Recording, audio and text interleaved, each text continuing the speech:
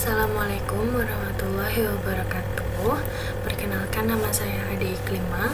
Di sini saya akan menjelaskan tentang mata kuliah Audit Sistem Informasi dengan dosen pengajar Bapak Arya Darmawan, SEMAK, dengan judul Audit Sistem Informasi menggunakan framework COVID 4.1 pada PT Aneka Solusi Teknologi.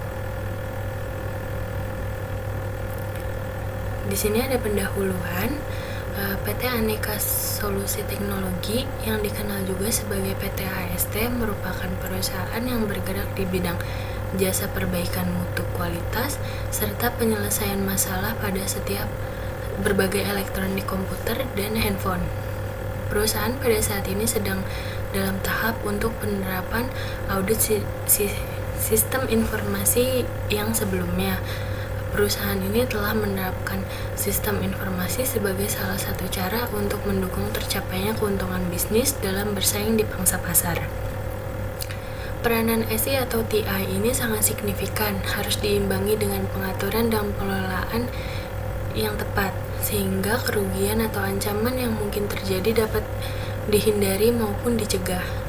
Adapun ancaman yang sering terjadi muncul antara lain adalah kasus kehilangan data, kebocoran data, informasi yang tersedia tidak akurat yang disebabkan oleh pemrosesan data yang salah, lalu penyalahgunaan penggunaan komputer, serta pengadaan investasi teknologi atau sistem informasi yang nilainya tinggi namun tidak diimbangi dengan pengembalian nilai yang sesuai. Nah, semua ini tuh mempengaruhi dalam pengambilan keputusan, termasuk sangat mempengaruhi efektivitas dan efisiensi untuk mencapai tujuan perusahaan. Selanjutnya ada audit. Teknologi audit informasi ini pada hakikatnya merupakan salah satu dari bentuk audit operasional, tetapi kini audit teknologi informasi itu sudah dikenal sebagai salah satu jenis audit tersendiri yang tujuannya lebih untuk meningkatkan tata kelola IT. Nah, sebagai suatu audit operasional terhadap manajemen sumber daya informasi, yaitu efektivitas, efisiensi, dan ekonomis tidaknya unit fungsional sistem informasi pada suatu organisasi. Nah, dengan diperkenalnya COVID ini, kini tujuan audit itu bukan hanya sebatas pada konsep klasiknya saja, tapi melainkan menjadi efektivitas, efisiensi, kerahasiaan, keterpaduan, ketersediaan, kepatuhan pada kebijakan atau aturan, dan keandalan sistem informasi dalam pelaksanaannya. Di sini tuh ada 3 jenis audit, yaitu yang pertama pemeriksaan operasional atau operational audit terhadap pengelolaan sistem informasinya, atau lebih tepatnya atau tegasnya itu terhadap tata kelola teknologi informasi atau IT governance. Yang kedua itu ada general information review, audit terhadap sistem informasi secara umum pada suatu organisasi tertentu. Nah, yang ketiga ini audit terhadap aplikasi tertentu yang sedang dikembangkan atau quality assurance pada tahap system development. Nah, next ada COVID 4.1. COVID atau suatu framework untuk membangun suatu IT governance. Dengan mengacu pada framework COVID, suatu organisasi ini diharapkan mampu menerapkan IT governance dalam mencapai tujuan IT governance-nya, mengintegrasikan secara optimal dari proses perencanaan dan perorganisasian, pengimplementasian, dukungan, serta proses pemantauan kinerja teknologi informasinya. Nah, di sini ada maturity level. Di maturity level ini ada dari tingkat 0 sampai dengan tingkat 5. Nah, tingkat 0 sendiri ini disebut dengan non-existent, yaitu nggak ada sama sekali proses yang terlihat. Nah, kalau tingkat 1 ini ada initial atau ad hoc. Nah, itu ada bukti bahwa perusahaan itu telah nyadar nih kalau ada masalah dan harus dikaji namun belum ada standarisasinya gitu. Nah, terus ada tingkat 2 yaitu repeatable but intuitive, yaitu tahap telah diikuti nih oleh bermacam-macam orang yang melaksanakan tugasnya gitu loh. Nah, yang tingkat ketiga ini ada define process, yaitu prosedur telah terstandarisasi dan terdokumentasi dan berkomunikasinya itu lewat training. Nah, itu ada selanjutnya ada tingkat keempat yaitu manage and measurable, yaitu manajemen memantau dan mengukur kesesuaian dengan prosedurnya. Dan yang kelima itu ada optimis, proses telah dirancang sampai tingkat pelaksanaan yang baik.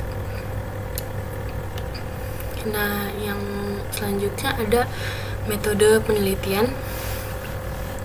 Dari rancangan penelitiannya di sini ada 5. Yang pertama itu ada penelitian yang dilakukan terdiri dari beberapa tahapan, yang yaitu planning, perencanaan. Nah, perencanaan ini merupakan tahapan awal dalam sebuah prosedur penelitian, karena pada tahap ini dapat menentukan ruang lingkupnya. Dan pada tahap perencanaan meliputi beberapa aktivitas utama, yaitu penetapan ruang lingkup dan tujuan audit, pengorganisasian tim audit, pemahaman mengenai operasional bisnis klien, mengkaji ulang hasil audit sebelumnya, dan menyiapkan program audit. Yang kedua itu ada field work atau perencanaan lapangan. Nah, pada tahap ini tuh auditor bertujuan untuk mendapatkan informasi dengan cara mengumpulkan data dengan pihak-pihak terkait. Nah, data yang didapat ini nantinya akan sangat berguna dalam membantu auditor melakukan analisa sebuah organisasi atau perusahaan yang telah diaudit. Nah, yang ketiga ini ada reporting atau pelaporan. Setelah proses pengumpulan data nih, maka akan dapat nih data yang akan diproses untuk diperhitungkan berdasarkan perhitungan maturity levelnya gitu. Pada tahap ini yang akan dilakukan oleh auditor adalah memberikan informasi berupa hasil-hasil audit. Nah, yang keempat ini ada perhitungan maturity level. Berdasarkan hasil maturity level ini yang mencerminkan kinerja saat ini atau current maturity, dan kinerja standar atau ideal yang diharapkan akan menjadi acuan untuk selanjutnya dilakukan analisis kesenjangan atau GAP. Nah, yang kelima ini follow up atau tindak lanjut. Nah, setelah melakukan pelaporan atau reporting itu, maka hal yang dilakukan selanjutnya adalah memberikan laporan nih hasil audit yang berupa rekomendasi atau tindakan perbaikan kepada pihak-pihak manajemennya. Nah, selanjutnya ada hasil dan pembahasan. Di sini ada sekitar 13 domain, dimulai dengan DS1, Define and Management Several Levels, dengan current maturity-nya 3,2, expect maturity-nya 3.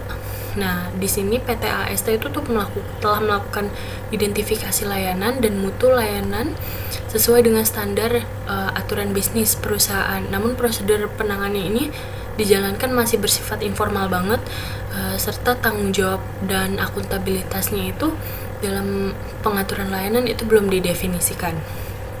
Nah, di DS2 sendiri ada manajemen third party service dengan current maturity-nya 2,6 dengan expect maturity-nya 4,0. Di sini ada kontrak hubungan kerja antara perusahaan dengan supplier gitu. Nah, yang ketiga ini ada DS3 dengan current maturity 3,37 dengan expect maturity-nya 4,0. Nah, kapasitas dan kinerja TI yang ada dalam perusahaan saat ini tuh udah cukup baik gitu. Namun penanganannya tuh masih bersifat informal gitu. Nah, untuk DS4 sendiri di current maturity-nya itu 2,48 dengan expect maturity-nya 4,0. Nah, untuk PT AST sendiri, pihak manajemen menyadari nih adanya resiko yang berhubungan dengan kebutuhan untuk mengatur keberlangsungan layanannya. Nah, selanjutnya ada di DS5 dengan current maturity 2,4 dengan expect maturity-nya 3,0. Di PT AST ini juga ada kesadaran mengenai keamanan sistem yang diidentifikasikan oleh pihak manajemennya. Nah, di DS6 sendiri ada current maturity-nya itu ada di 1,8 dengan expect maturity-nya 3,0, yaitu pengalokasian dana terkait layanan TI ini yang digunakan masih terbatas banget pada apa yang dikeluarkan untuk kebutuhan dasar-dasarnya aja. Nah, di DS7 ada current maturity-nya 2,3, expect maturity-nya 3,0, dan setiap ada perubahan pada sistem kerja ini diimbangi dengan pemberian arahan, pendidikan serta pelatihan pada karyawannya. Nah, di DS8 current maturity-nya kurang lebih 2,1 dengan expect maturity-nya 3,0, yaitu evaluasi terhadap tingkat kepuasan pengguna layanan TI pada PT AST ini udah dilakukan. Selanjutnya pada DS9 di current maturity-nya ada 2,0 dengan expect maturity-nya 3,0. Di sini ada prosedur pemantauan terhadap aktivitas pengakses database yang dilakukan oleh pihak pengelola di dalam lingkungan perusahaan gitu. Lalu di DS10 ada current maturity-nya 2,1 dengan expect maturity 3,0, peninjauan terhadap masalah, analisis identifikasi masalah, serta penyelesaian oleh pihak manajemen masih bersifat informal dan sangat terbatas. Di DS11 current maturity-nya kurang lebih ada di 2,0 dengan expect maturity-nya 3,0. Nah, tanggung jawab staff TI terhadap pengelolaan data ini belum dilakukan secara formal ya. Tidak ada pelatihan khusus yang dilakukan mengenai pengolahan datanya. Nah, di DS12 di current maturity-nya ada di 2,9 dengan expected maturity-nya 3,0. Nah, di sini terdapat pemantauan terhadap aktivitas nih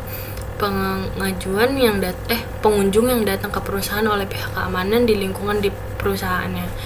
Lalu di DS13 ada current maturity-nya di 3,7 dengan expect maturity-nya 4,0. Di PT AST ini juga ada pelatihan prosedur alternatif yang dilakukan oleh pengguna saat menghadapi sistem yang lagi down. Next, ada kesimpulan dan saran. Untuk kesimpulan di sini ada 4. Yang pertama itu nilai current maturity level terendah berada pada domain DS6 dengan indeksnya 1,8. Nah, berada jauh dari expect maturity level yang diharapkan yaitu pada nilai indeks 3. Nah, pada yang kedua ini ada pada domain DS1, DS2, DS4, DS5, DS7, DS8, DS9, DS10 dan 11 memiliki nilai current maturity itu level berada pada kisaran nilai indeks 2, tidak berada jauh dari expect maturity yang diharapkan, kecuali untuk DS4 yang memiliki expect maturity level dengan nilai indeks 4 sehingga dibutuhkan pengembangan lebih lanjut untuk mencapai angka tersebut.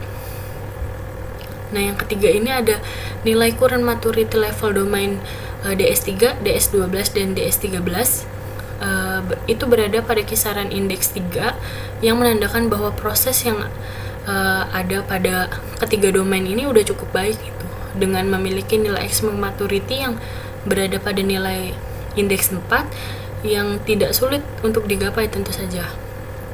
Nah, yang terakhir ini ada secara keseluruhan sistem aplikasi yang terdapat pada PT AST ini udah berjalan cukup baik.